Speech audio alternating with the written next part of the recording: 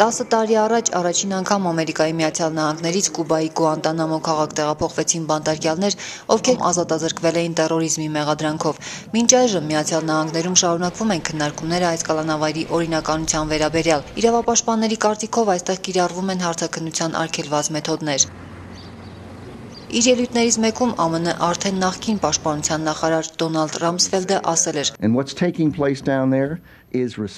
Այն ինչ տեղի է ունենում Գուանտանամոյում, օրինական է եւ պատշաճ մարդասիրության սկզբունքներին վայել, ու այն համապատասխանում է Ժնևյան կոնվենցիային։ Թող այս առումով ոչ մի կասկած չլինի։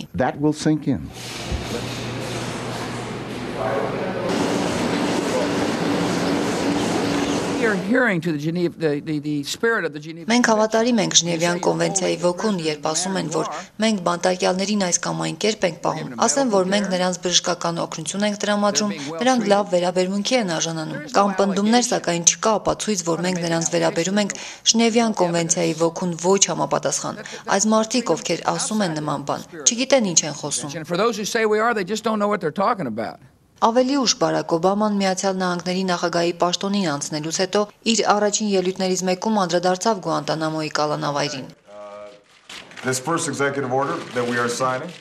Միացյալ Նահանգների սահմանադրական օրենքներով վերապահված իշխանությամբ ստորագրելով առաջին այս կարգադրությունը նպատակ ունենք ազդել պաշտպանության նախարարության կողմից պահվող անձանց ոչ պատշաճ վիճակի վրա եւ պատշաճ կերպով փակել Գուանտանամոյի կալանավայրը, Միացյալ Նահանգների ազգային անվտանգության եւ արտաքին քաղաքականության, ինչպես նաեւ արդարադատության շահերից ելնելով։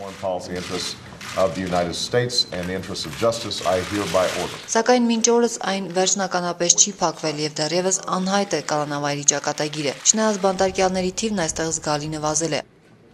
Այսօր Գուանտանամոյում կա 171 ազատազրկված, այն դեպքում, երբ բանտի ստեղծման առաջին տարիներին նրանց թիվը հասնում էր 780-ի։